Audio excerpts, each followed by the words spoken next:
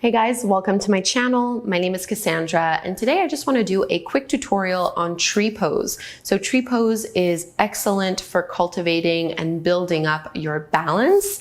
It's also one of those poses where it's easy to fall out of alignment, especially the longer that you are in tree pose. And something that people often complain about in tree pose is that they feel like their leg or the foot slips off, and they feel very wobbly and uncentered. So often, all it takes to be able to keep your foot in place and to also maintain balance in a much easier way is by properly engaging the muscles that are needed in this pose. So here's what I mean by this. Very often when we're being instructed tree pose, the teacher will tell you to place your foot somewhere along the inside of the leg, right? I've told you that a million times probably in classes that you've done with me.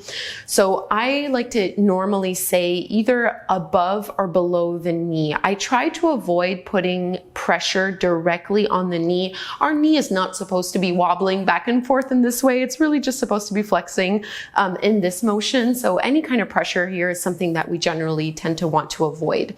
So no matter which, range of motion is the best for you, maybe you're just working with the foot down low, or maybe you're lifting it up high, just make sure your knee is not being compromised. And then what we're trying to do here is when I'm standing, both of my hip bones are facing forward. Tree pose is an external hip rotation. So if I'm leaning on my right leg, I need to externally rotate my left leg. So see how the hip moves out, my knee is pointing out.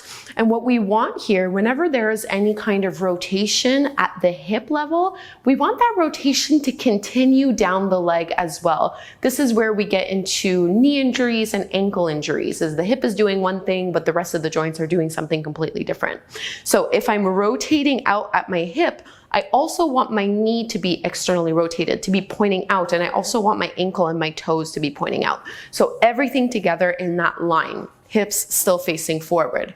Then I choose, maybe I'm just gonna let my foot rest to the inside of my calf, or maybe I'll lift it up towards the inner thigh. Regardless, external hip rotation, knee and ankle all pointing out in the same way.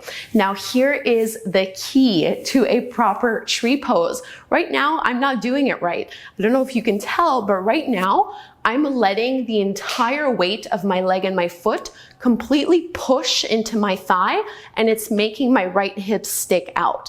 This is not proper alignment, and it's really hard to maintain balance in this way. So as much as my left foot is propped up and pushing against my leg, I also need that supporting leg to push up against the foot. There is dynamic engagement here. It's a how do I want to say this? There's tension from both sides pushing against each other, and having that tension from right to left drawing into the midline is what's going to allow you to lengthen and pull up and maintain balance a lot easier. So the other thing here is, one thing that I notice students doing a lot in any kind of balancing poses, and it's so super normal to do that, is to curl your toes and kind of clench in an effort to hold yourself on the mat and to hold your balance. That's not really what we want. Instead, we want to kind of relax the toes and almost have them lifted a little bit so that we're lifting up through the arch of the foot. So regardless of where you're putting that bent knee and where you're putting the foot along the supporting leg, try not to dig your toes into the floor. So if the foundation through the foot, you're lifting up through the arch, you also want to pull up and strengthen and engage through your quads so that your kneecap is lifted. Tiny little micro bend here through the knee. And then you're choosing where you're going to put the sole of that foot, remembering that the rotation begins from the hip and follows down through the leg.